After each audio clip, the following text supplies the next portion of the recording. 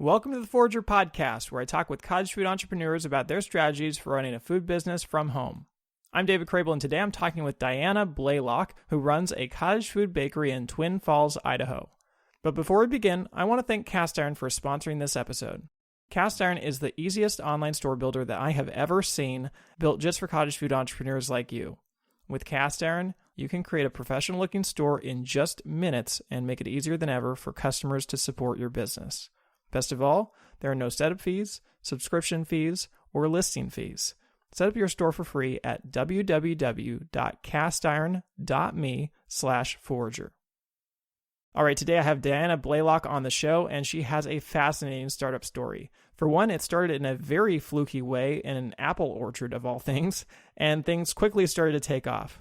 Now, a bakery is one of the most time-intensive food businesses to start, and Diana managed to do it with two very young kids, one of whom she was still pregnant with when she launched her business. Over the next few years, things grew to the point where Diana was ready to take the next step and move into a commercial kitchen. She tried to raise $20,000 on a popular crowdfunding site, but she ended up raising less than $1,000 at the end of that campaign. However, the following year, she tried crowdfunding again, except this time she sought the help of crowdfunding experts and used a different crowdfunding technique. The result? She raised over $50,000, and now she is in the process of building her own commercial bakery.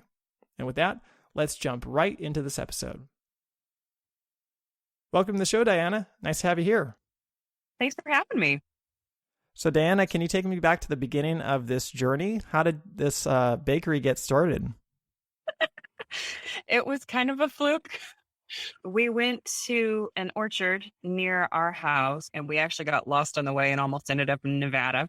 And we live in Idaho, so that's quite a feat. So we went down to this orchard, and they had a you-pick weekend where the apples were 30 cents a pound. And they had a particular breed that my husband just loves. So we were like, okay, we got to go. And it was the last weekend they were going to do it. So we go down there, come home with like 20 something pounds of apples that we bought for $7. And we're looking at each other going, uh-oh, what do we do with all these apples? Because we didn't have any way to store them or get through them quickly before they could go bad. I was like, I'll just bake them into pies, sell them on Facebook, and we'll get through them that way. So I put the post on like a local buy-sell trade page on Facebook, and it got so much traction that I got booted from the group because I think I got marked as spam. It just kind of blew up from there. Yeah, so it's totally fluky. I mean, why do you feel like you were like, oh, I'm just going to sell these as pies instead of, I'm just going to give away these apples? I think that's probably what most people would do with extra produce, right? Usually, yeah. But I've been a baker, golly. I mean, I started baking at home when I was a kid around the age of like 8 or 9. And so my brain immediately went to, well, let's just bake these and use them that way. And so my husband was like, well, what if we started a bakery? You'd be good at that. I was like, a bakery. And it just kind of took off. So you literally had no pre-ambitions for starting a bakery before this apple incident? None. And it's funny because as a teenager, I had tried baking for like fundraising and stuff for like a missions trip. And it stressed me out so bad. I remember thinking, oh, I'll never bake to make money. This is awful. Here we are. It's what I do for a living. Well, it's really fascinating to me because not only do you run this bakery, but just from looking into your business a little bit, it seems like you're not only running a bakery, but you're super passionate about baking and you're super passionate about this bakery. So, I mean, where do you think that passion came from? So growing up, if you saw a box mix for any kind of baked good at our house, somebody gave it to us. We were super purists about our baking growing up. So I've always been a stickler for if you're going to make it right, make it good. Because me and my family, we were big foodies. Like we'd sit, like our thing that we do as a family is we watch cooking shows. So it's just something I've always loved doing. It's my decompressor. So like a couple weeks ago, we had been baking. And I looked at my husband. I was like, I just want to bake something for me. It's just how I get through stuff. And I just love baking. I'm just still fascinated by the fact that you just fell into this. So, I mean, what were you doing before this? I mean, what were your goals before this whole apple orchard thing? Well, I didn't really have any. I was just a stay-at-home mom.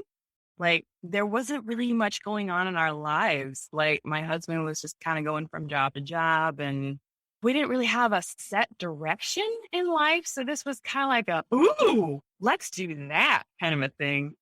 In the past, I had tried starting little businesses here and there, and they never took off.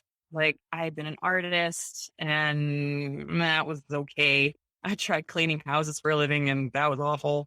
So this just made sense, and we just kind of ran with it. But you did have that kind of entrepreneurial spark in you, I guess.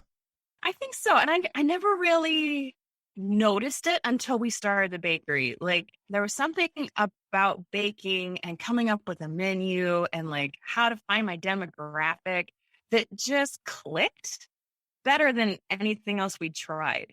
So this was really, really unique. And you said that you were a stay-at-home mom. How old were your kids at that time? Our oldest was 3 at the time, and I was pregnant with our youngest. So Wow, so you had really young kids, and that's like the hard. I have two young kids, about 3 and 1. That's like the hardest time to start a business. I mean, how did that go? it was hard. It was really hard. Our youngest is very hold me, love me, snuggle me all the time. He's 4 now, and he's still like that. So as a baby, like, I'd have him either like in a sling kind of a deal or like one of those backpack carriers while I baked. We have a picture somewhere of him just happy as a clam in his little backpack carrier while I'm doing dishes. And that's just how we've always done business, with some kid or other hanging around somebody's ankles. It's been an adventure having them around for the ride, for sure. Yeah, I mean, just having young kids myself, I'd say they definitely slow down the trajectory of a business. So, what did that first year look like? I mean, you did this thing on Facebook, and then what happened? I guess you were headed into the holiday season at that point.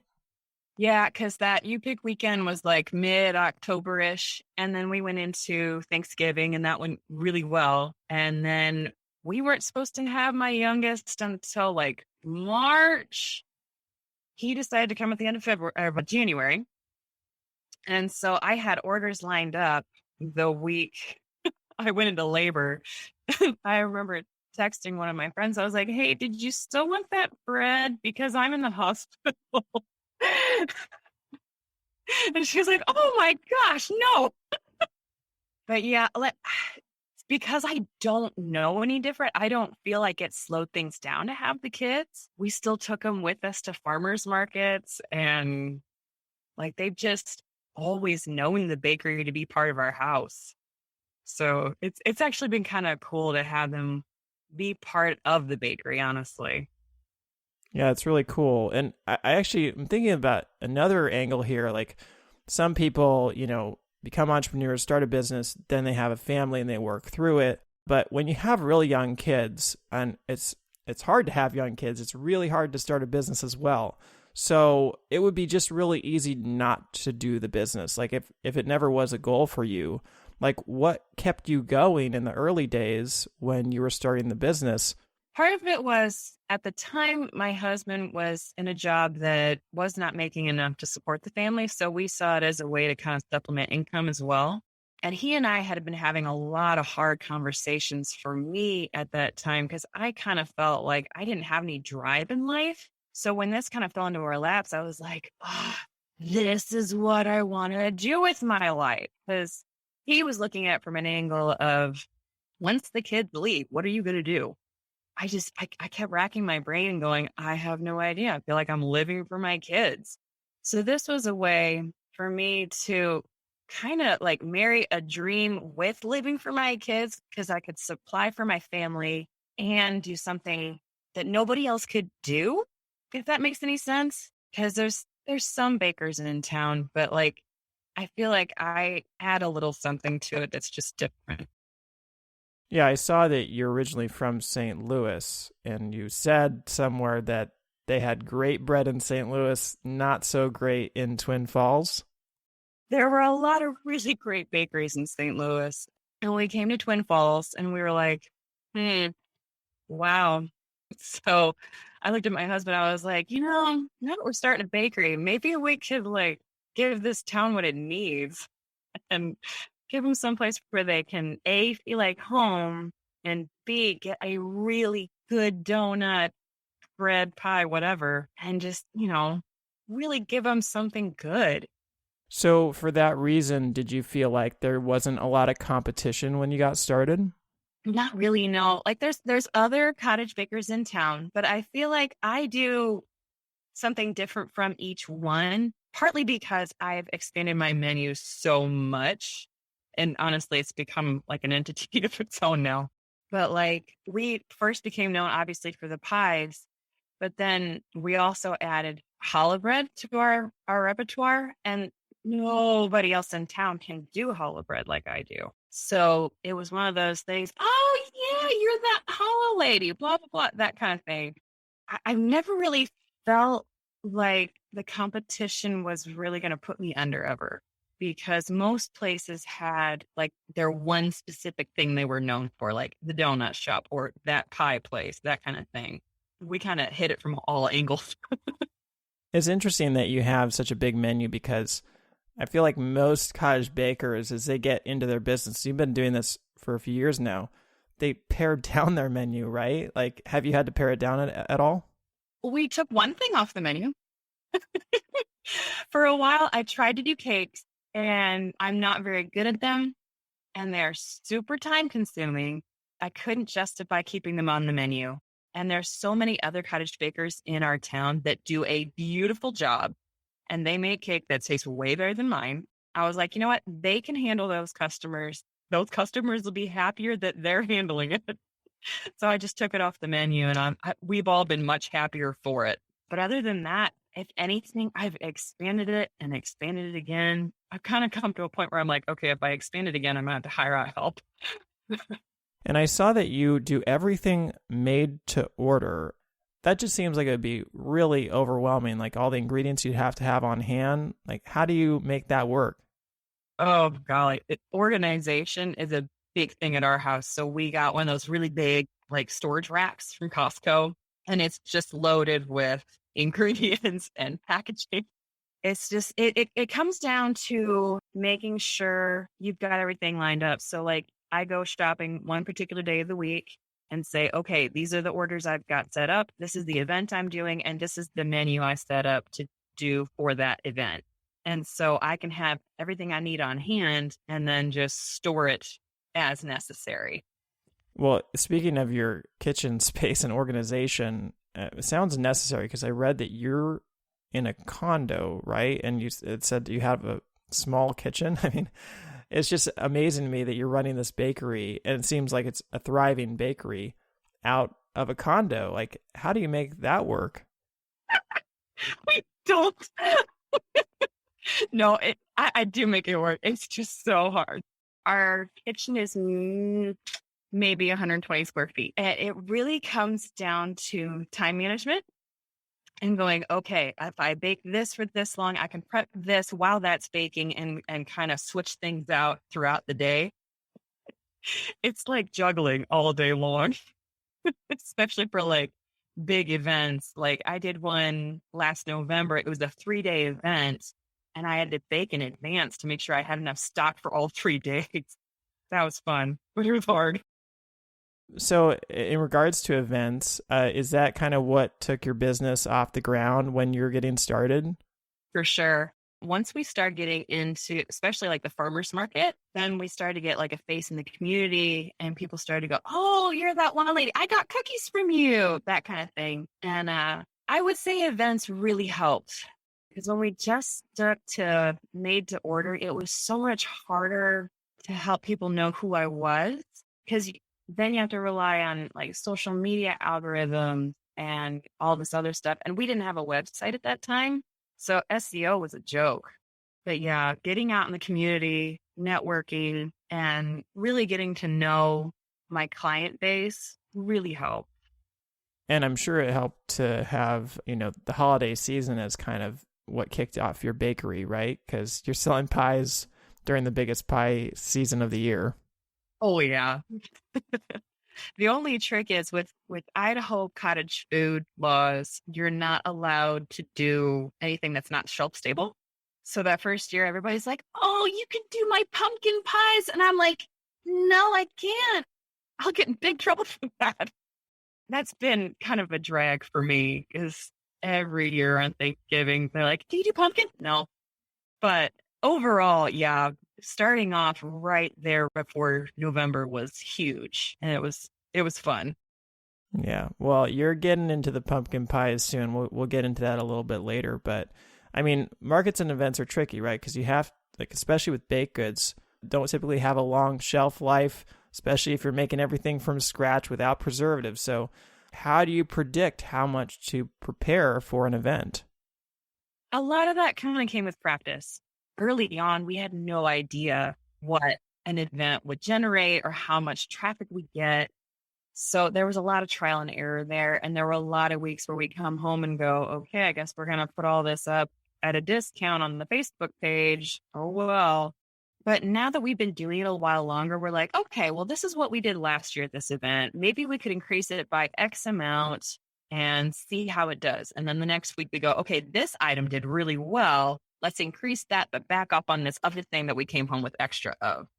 So a lot of it just comes with practice, honestly, and trying to figure out how to bake everything in a 2-day span.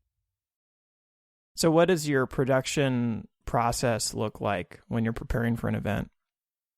Macarons keep really well. Actually, they keep better over the course of a couple of days. So we always do those on like the Wednesday before an event because most of my events are on Saturdays. So I'll start those on Wednesday, get them all filled, throw them in the fridge because they taste better after they've been refrigerated for whatever reason. And then on Thursday, I'll usually jump into pies. So I'll prep all the dough, do all that, bake them, get done probably, 9, 10 o'clock at night. And then Fridays tend to be like bread and cookie day. And then it's like a race to the finish to try to get it all done. And then throw the donut dough in the fridge so I can work on that in the morning of the event. So I can fry them, get them ready to go, and then bust my butt over whatever event I'm doing. Yeah, that sounds like a ridiculous schedule, especially if you're a stay-at-home mom. So, you're selling, I guess, macarons, breads, pies, cookies, donuts. What tends to sell the best at events? Oh, it depends on the year. Let's see. Last year, our big seller was quick breads for whatever reason. And then as soon as the new year hit this year, quick breads kind of like fell to the bottom. I'm like, what happened, guys? You guys loved this last year. But this year we added focaccia bread, and that stuff sells itself because you can smell it from about 5 feet away. So people walk past my table and they go, whoa. So that's been fun to bring. But overall, like ever since we started adding macarons to the list, those are our biggest seller just because they're unique and they're tricky to make. And not a lot of people like trying to make things that are hard. So they're like, oh, I tried to make these at home, but yours are beautiful, blah, blah, blah. And I try to make mine really unique in that I will do my own flavors based on some of my pie flavors too. So one of the pies that we're most known for is a triple berry pie, and it's got blackberries, raspberries, and blueberries. And what I did was I took a scaled down version of that and boiled it down to a jelly. And I used that as a filling in a macaron. And then one that we just introduced to the menu, I think that was last week, was a strawberry rhubarb one. And oh, that one's good too. Oh, and I do an apple pie one that's really good. So that's been really fun to kind of figure out flavors that nobody else does and really make it mine. So, what is the pricing for your products like?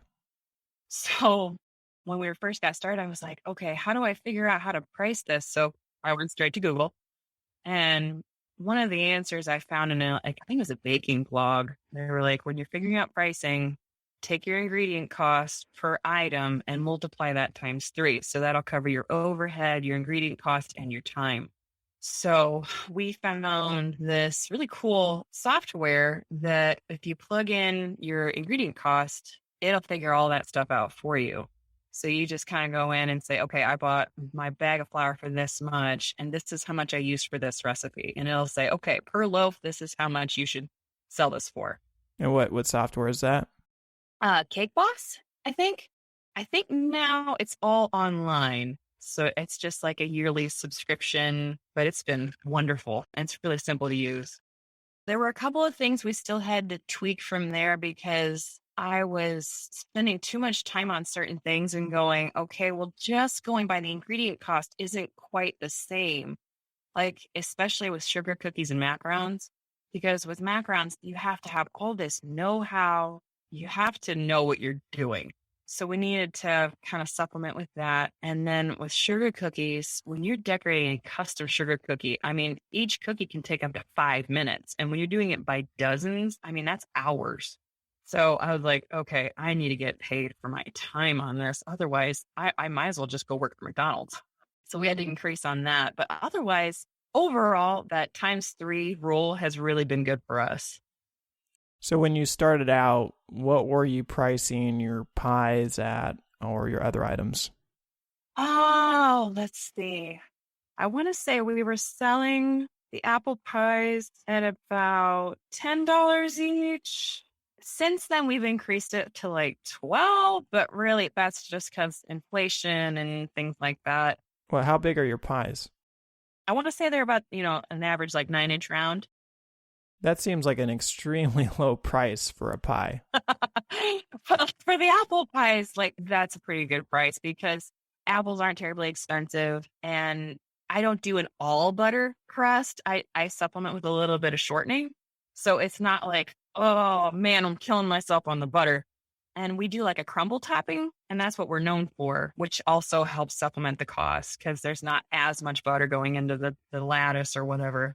Our more expensive pies are more like 18, 20, which in our area is kind of an average price per pie. So I was like, okay, let's stick to about what the competition is selling and kind of keep it comparable. We still get people from time to time who are like, $20 for a pie. I can go to Walmart and blah, blah, blah. I'm like, yeah, but I'm not Walmart. Go ahead. Go to Walmart. Yeah, pretty much. I never say that to a customer directly, but in the back of my mind, I'm like, well, if you're going to fuss about my prices, you might be better off at Walmart. Yeah, you'll always get customers like that. Have you tested out higher pricing? We have from time to time. The funny thing was, I was really struggling last year just with emotional stuff, and I just felt like I wasn't getting paid for my time and all this stuff. So I was talking to my mental health counselor, and she was like, raise your prices. I was like, but my people, she's like, raise your prices, get paid for what you're worth. I was like, fine. So before I had only been charging about $20 a dozen for sugar cookies, custom sugar cookies made from scratch. And the going rate in our town for custom sugar cookies actually closer to like $35 a dozen. And I felt like I was overcharging at 20. But I kept getting more and more people with these bigger and bigger orders. And I actually had to go to physical therapy because I was doing so much piping that I messed up my hand. So when we raised the prices, I raised it up to $30 a dozen. Yeah, even $30 a dozen, that's $2.50 a cookie. And that's a really good price for a custom decorated sugar cookie. I know. And it still didn't slow people down. If anything, that increased my sales. I was like, are you kidding me? Because I was hoping to kind of like ease up on that part of the menu, but it's just kept going strong. And I'm like, okay, well, I tried. So you need to go up to at least the average of 35, right? I'm thinking about it. Well, and also I was talking to my husband the other day. I was like, here's the thing. We're getting to a point where this is such a time suck, and I'd rather be baking other things. Then I think I'm just going to put a limit on how many I do per week. And if I reach that limit, sorry, come back next week kind of a thing. I haven't reached my limit yet, but it might be because I've made the limit too high, and that's my own fault. I'm terrible about putting boundaries. My bakery, it's bad. Well, I saw on your website that a dozen chocolate chip cookies you're selling for $6 today. And that just seems ridiculously low to me. The thing is, at the farmer's market, that's actually a really good item for us because kids can buy it because we sell them by the half dozen. So we'll do like $3 for 6 of them. And kids love that because then they can buy it themselves with their own money. And that's part of my demographic is families. So having a few things on the lower end is really helpful because then the kids feel empowered and the families are happier. And we have a lot of lower income families in our town. So I like to have items on my menu that are accessible to everybody. And my chocolate chip cookie recipe is so fast that I'm like, yeah, $6 a dozen. That's about right. So, I mean, as you push this business forward, I guess it was in 2017, right, that you started it? Mhm.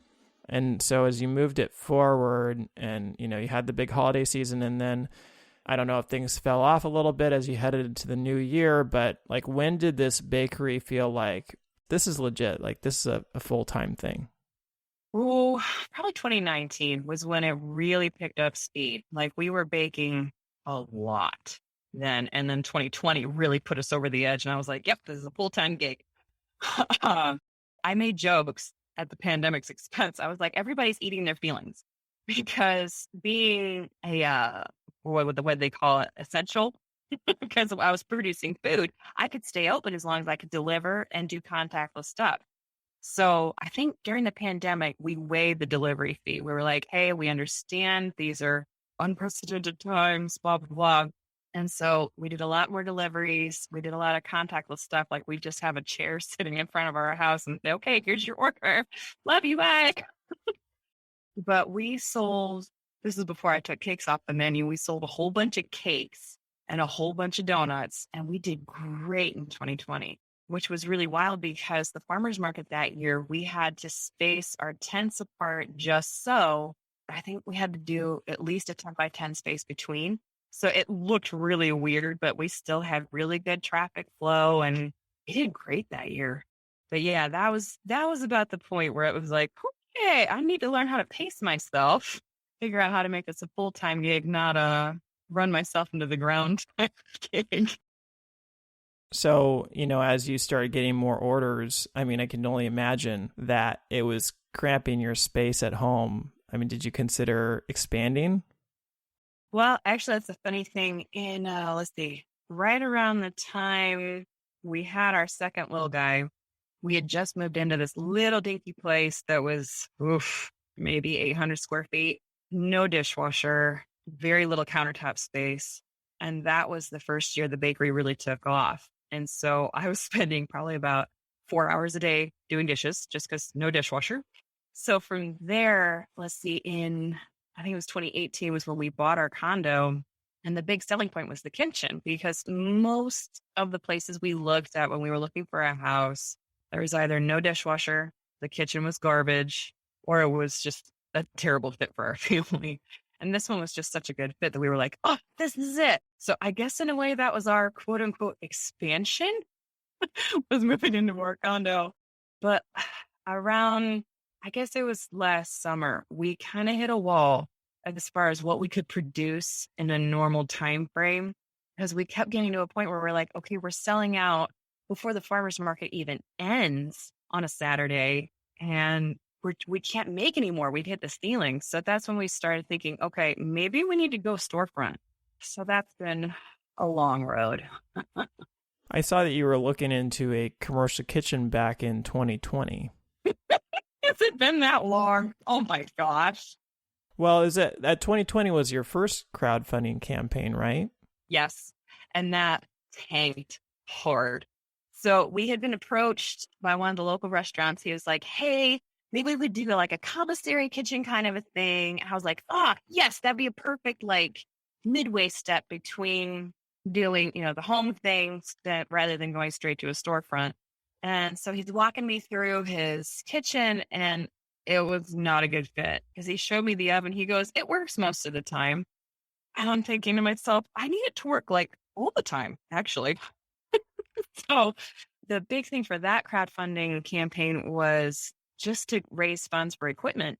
And we didn't know what we were doing. It didn't do well. We didn't even reach our minimum goal, I don't think. So that was really disappointing. And then ended up, they weren't able to do the commissary kitchen thing. And the closest option for us to do that kind of thing is 2 hours away. So it was like, okay, well, I guess our next step is to actually open a storefront. So let's see, that was toward the end of 2020.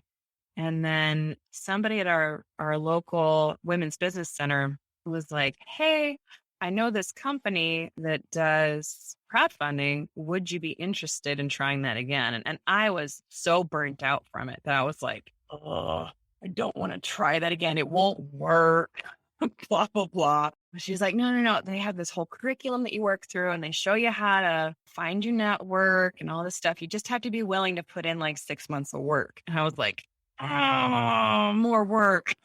But it turned out to be a really good thing because she was right. You learn how to build up your network and like how to talk to people in a way that doesn't sound like really salesy, which was part of the problem I had with the first round of crowdfunding. It was just so bad.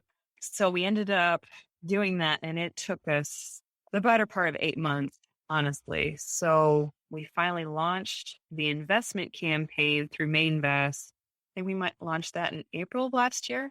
And that ran through August. And that was a heck of a ride because we got toward the end of the investment campaign. We were like, we're not going to make it. We're not going to make it. We're not going to make it.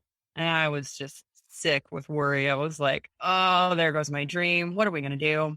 And one of my investors was texting me. He's like, hey, how's it going? And, me being the nice person I am, I'm like, oh, it's really going great. And, if it doesn't work out, it'll be okay, blah, blah. All the time, I'm like crying while he's texting me. I'm like, it's not going to work. A couple minutes later, I get an email from Mainvest saying, you reached your goal. And I was like, what? I literally screamed so loud that my husband was like, are you okay? And I'm just sitting there crying on my kitchen floor. We made it. So that was the end of last August. That's been a ride since then. We've been trying to find a storefront because we've had, 5 or 6 places fall through since then, but I'm not giving up until we're bankrupt. Well, so this is a fascinating thing with the crowdfunding thing. I actually have the numbers in front of me. And in 2020, you started this GoFundMe page and you were trying to raise $20,000 and you ended up making less than $1,000. But I mean, you still made hundreds of dollars, which I know you used to purchase equipment. But then the next year you did this Mainvest thing. I guess I don't know if you took a course or you're part of this group that helped give you guidance, and you ended up raising over $57,000 through that. Yep. So I just want to figure out, like, what mistakes did you make when you started that GoFundMe page? We relied only on social media. I was such a chicken about asking people for money that I was like, okay, well, we'll just put it on the Facebook page and I'll just ask people through like my personal page, and just left it at that. When you're asking for money, you have to be bold. And I am such a passive person that was very stretching for me. So when we went through the program with what was the name of the group we did? Crowdfund Better? Yep, with Crowdfund Better. And they were great because anytime I was like, it's not working, they'd be like, we got this, you got this, try this, this, and this. For that one, the big thing was making it personal, like really talking with people and saying, this is my vision. This is what I want to do. Just saying, would you come alongside me in this? And really building a network, because the first time around, I didn't know anybody. And I think that was the big thing. I was relying on my personal network at the time, which was, people I go to church with and, my friends and family. And like, I don't want to say they're poor, but like, they're not big spenders like that. So like when we did the Mainvest thing, I knew more people who were in business, and I was able to say, hey, that I'm good at business. What my thing is growing. Would you come alongside me? And a few people still told me no, and that's okay. But a fair hunk of people were like, yeah, I see what you're doing. I'm behind you. And it was really cool. I'd like to understand a little bit more about Mainvest because this is the first time I've heard of them. And I know you said that it's kind of a new form of crowdfunding. So how does this platform work?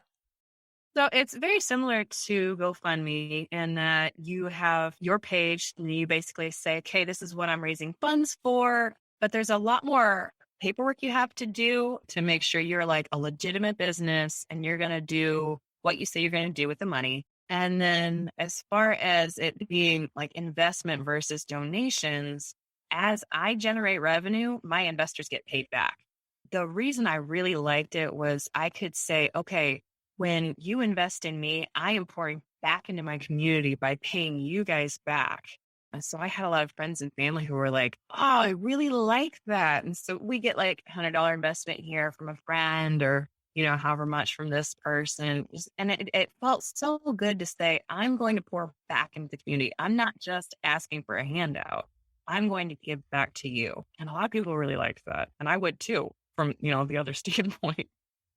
So this is kind of like a very unique type of loan, right? And I'm sure it comes with risk on the side of the investor.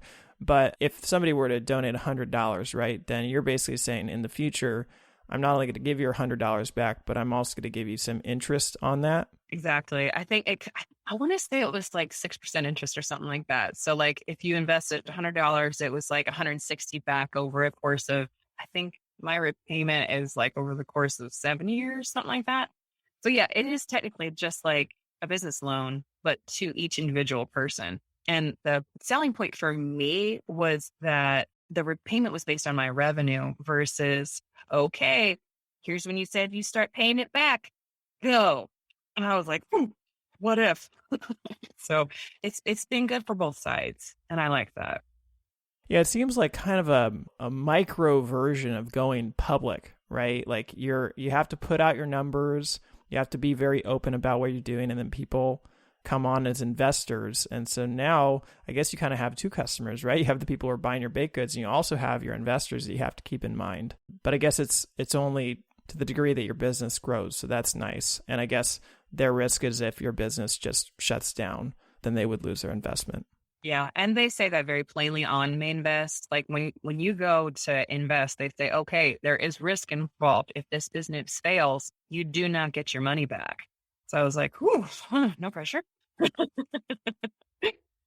But they're very stringent on who they let into Mainvest and things like that. So I like that they take care of the investors and the companies that go on to Mainvest, because it's not just, okay, well, we'll just take your money. Now there's hoops you have to jump through. So it was really cool. Yeah, so it seems like on the surface, very similarly set up to GoFundMe, right? But it's actually pretty different because with GoFundMe, you're basically just trying to rely on people's goodwill, and maybe, what they're getting paid back is the opportunity to get more baked goods from you more readily, or cheesecake or pumpkin pie, right? But like with Mainvest, you're literally tapping into people who might not know you at all and are just trying to find a place to put their money that, could be an investment. Yeah. We actually had a lot of investors who were out of town, which was funny because a lot of the reward tiers we had on the Mainvest page were like, hey, you'd get, your name on our wall and like this many free baked goods in the first year. I was like, how am I going to get baked goods to people in Pennsylvania? Huh. So that was interesting to see different people from different parts of the U.S. investing. I was like, well, that's cool, but I'm in Troy Falls. Some of the tiers, I think for like $500, you got like a refillable mug. I was like, well, they're not going to cash in on that. Oh, well. Maybe if they come all the way across country, we'll still honor it and stuff. Well, so this crowdfunding thing is obviously super successful. You raised over $57,000, and now it's a matter of implementing it, right? So you said it's been a little bit of a struggle to find a place. What has been the struggle, and how has that gone? So one of our investors initially was going to give us one of his spaces for dirt cheap and it was a great space. But then when it came to like the build out, he was like, I can't afford this. And I was like, oh, dang it. So it was kind of like back to square one then. And then we've tried a couple other places since then. And it's either been like a bad fit or too much money or the build out was going to kill us. We even tried buying one of the local bakeries recently, but that fell through just because it just wasn't a good fit because I was going to change too much stuff for it to be worth the money we were going to spend. So basically I was going to spend well over $100,000 just for his equipment. And I was like, maybe not. When you're doing the crowdfunding, like you did 20,000 for the GoFundMe as a target and you did 50,000, I think, as a target for the main vest, where did those numbers come from? For the GoFundMe, we just wanted to get like a couple of things. I think it was going to be like the oven and shoot, what else were we going to put in there? There wasn't a lot of space. So I was like, I had to be really choosy. I think we were going to get a proofer. So we didn't need much for that. And I think part of the 20,000 was going to cover like installation and whatnot. But when we decided to do like our own storefront, we were like, okay, we need to cover installation. We need to cover build out. We need to cover way more equipment. Because a lot of the places around town, we're going to have to build out because most of the restaurants are doing really well, which is great for them. But that means I can't just do like a turnkey kind of a thing and just be like, okay, cool. We can just start fresh right here. No, I have to build from scratch. The space we're looking at currently will actually be built from scratch, but I still have to bring in my own equipment and it's installation costs. So we had to get a quote from our local restaurant supply store. And they were like, okay, for what you need, these are the things you have to stay within code and all this stuff. So we were like, okay, well, we can kind of work with those numbers. And that's kind of what we threw to Mainvest was, okay, this is what we need. Let's shoot for that. How do you create a bakery from scratch? Really, for us, it's been, okay, this is the space we think we're going to end up in. Can you do a drawing based on, I think, and then tell us what we need from there? So like our local restaurant supply store has been fantastic and they've helped so many other restaurants. So they have all this knowledge. They've just kind of fed us. And I'm like, sweet, I don't have to know everything. They'll be like, okay, well, you need to have such and such thing this far away, as far as like sinks and ovens. And so I just tell them, okay, these are the things I need to be able to make. What do I need? And we just kind of went from there. And it kind of changes from place to place as far as the places we've looked to rent just based on the space. One of the ones we looked at was super small. So we were like, okay, how do we make this fit?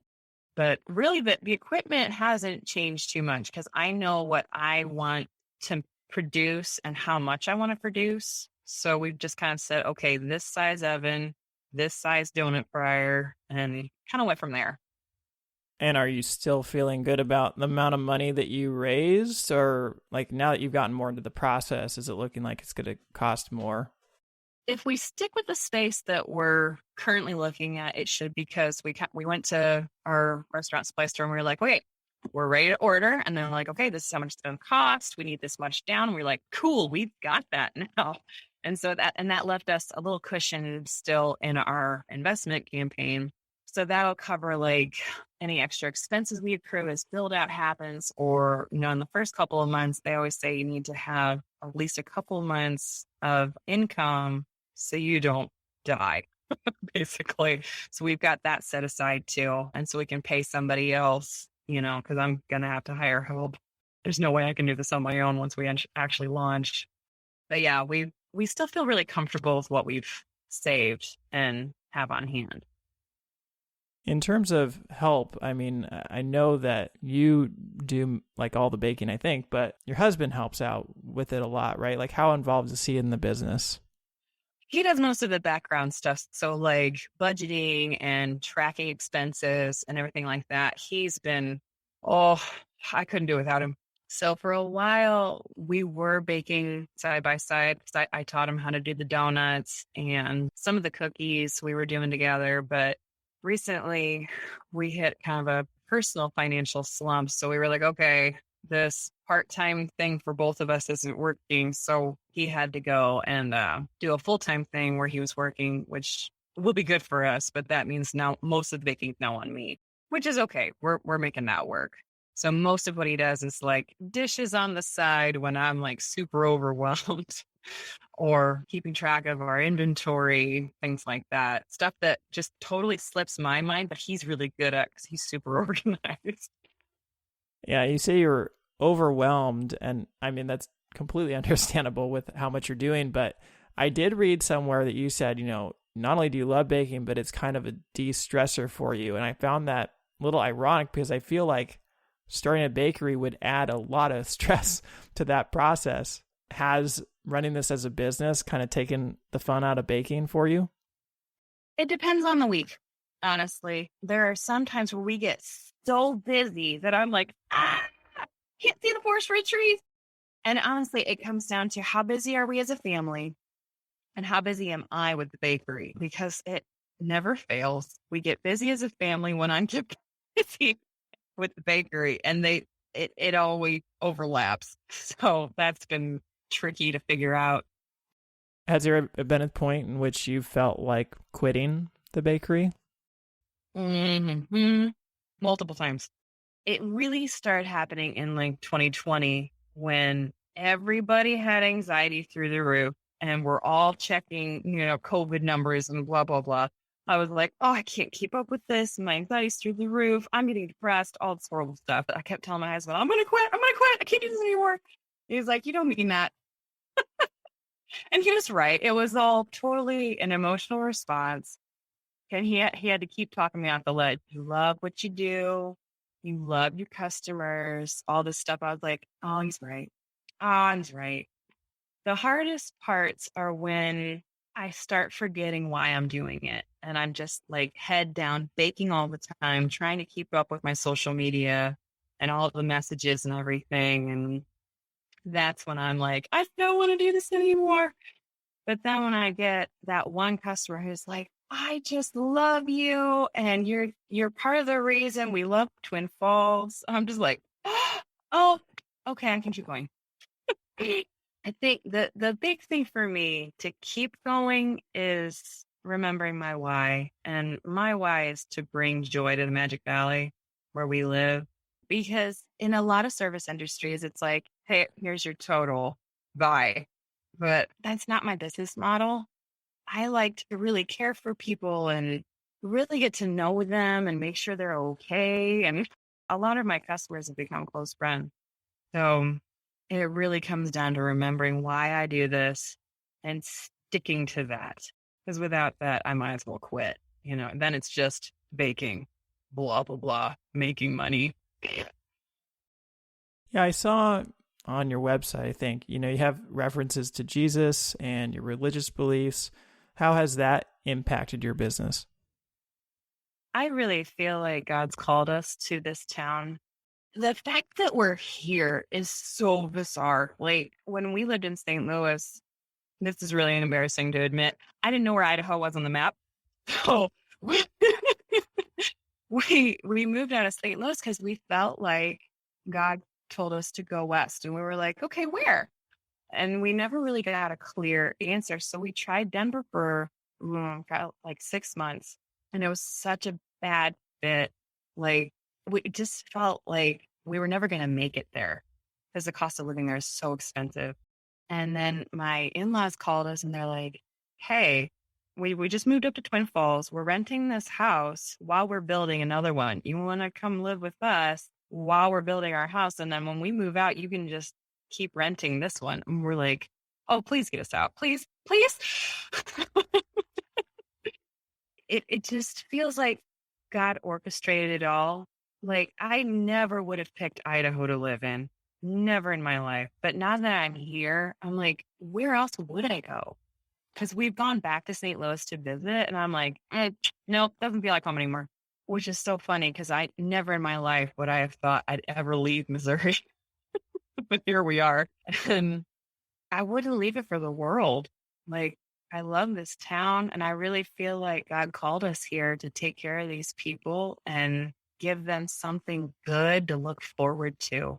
And I really feel like because God called us here, that I have a bigger why Like, I feel like God gave me this. I feel like I have to be a good steward with this because this was a gift. And these are the people he gave me to take care of.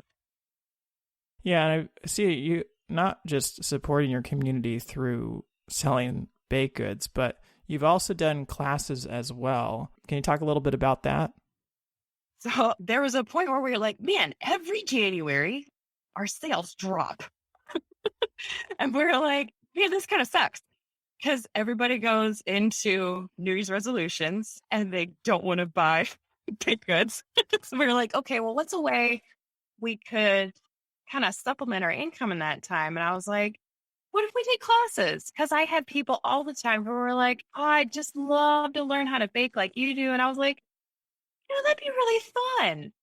And the big class that always does well is macarons because they're so stinking hard and nobody knows how to do them. That's been our biggest class. And one of the best moments when I do a macaron class is to show people how to know when an egg white is properly whipped. So what you do is you whip it until it stiff peaks, and then you take the bowl off the mixer and tip it upside down over your head to make sure nothing falls out. And the first couple of times I did that, you'd get that one random middle schooler in the group go, oh! It was just too fun to mess with them like that. And it's funny because another cottage baker that I'm friends with, she was like, aren't you concerned that, doing classes, people take your recipe and then go sell them somewhere else like you do? I was like, nah, not really. And honestly, if they do and they do it better, cool. Good for them, The funny thing is, like, most of the people who have taken my macaron class, they're like, that was fun, but I'm going to keep buying them from you because they're hard. But the classes are so much fun because I get to know my students and we have so much fun just bonding over food because most of the people who take cooking classes, they love food. So we're all just a big group of foodies just going on about all the local places to go eat while we bake. It's great.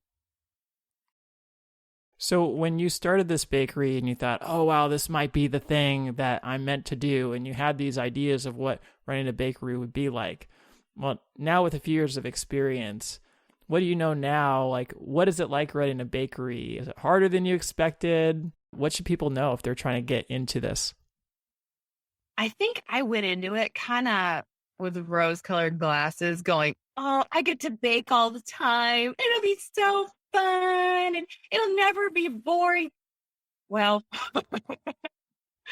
like looking back, I think the big thing I've learned over time is time management. Because when I first started, I would bake everything by order. So if, say, somebody ordered like a dozen chocolate chip cookies and then a pie, I'd go, okay, dozen chocolate chip cookies and then go bake the pie.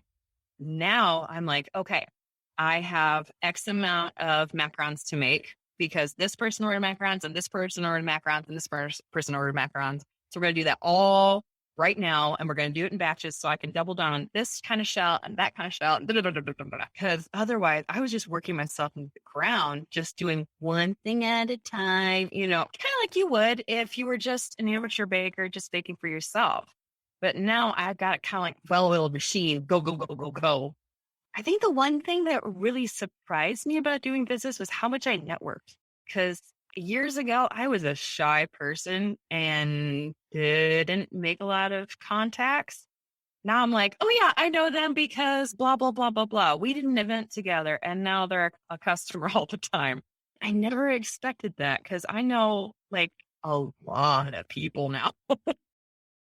Yeah, I feel like you've done a really good job at making connections and finding support when you needed it.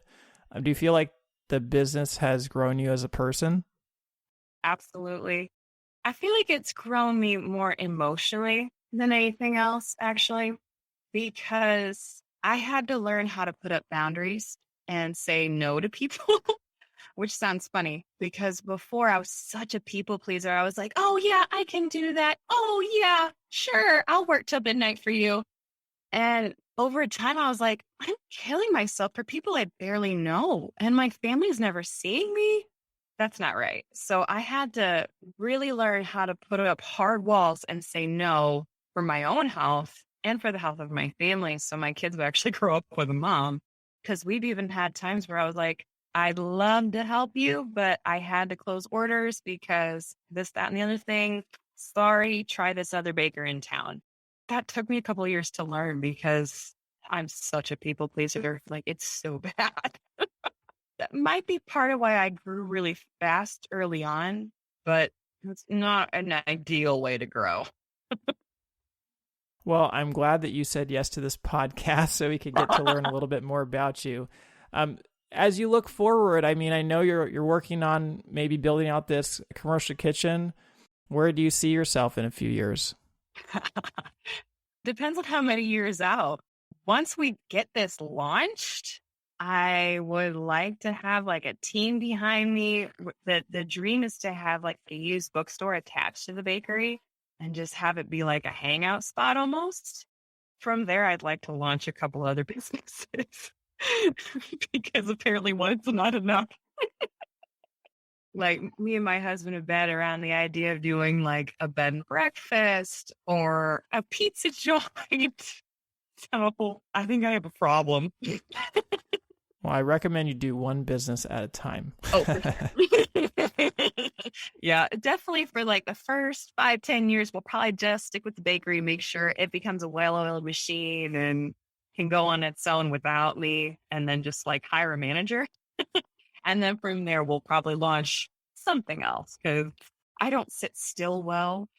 We'll probably go on to do a couple other things in the future. Well, I can tell that you're not going to stop this anytime soon. You definitely have a drive and a passion for it. And, I look forward to seeing what comes of your business in a few years. But yeah, thanks so much for hopping on the podcast. Now, if people want to learn more about you, where can they find you or how can they get in touch? So our website is mamasbestbakerytwinfalls.com. That's all one word. And then we're on Facebook and Instagram. And again, that's just Mama's Best Bakery. I'm too old and boring to try TikTok, so we haven't done that. But yeah, you can find us there and you can see our menu on the website and stuff like that. Yeah, and you have a contact us page on your website too. So yeah, thank you so much, Diana, for coming on and sharing with us today. Thanks for having me. This was so much fun. That wraps up another episode of the Forager Podcast. For more information about this episode, go to forager.com/podcast/62. And if you enjoyed this episode, please head over to Apple Podcasts and leave me a review. A review is the best way to support the show and will help others find it as well. And finally, if you're thinking about selling your own homemade food, check out my free mini course where I walk you through the steps you need to take to get a cottage food business off the ground. To get the course, go to cottagefoodcourse.com. Thanks for listening, and I'll see you in the next episode.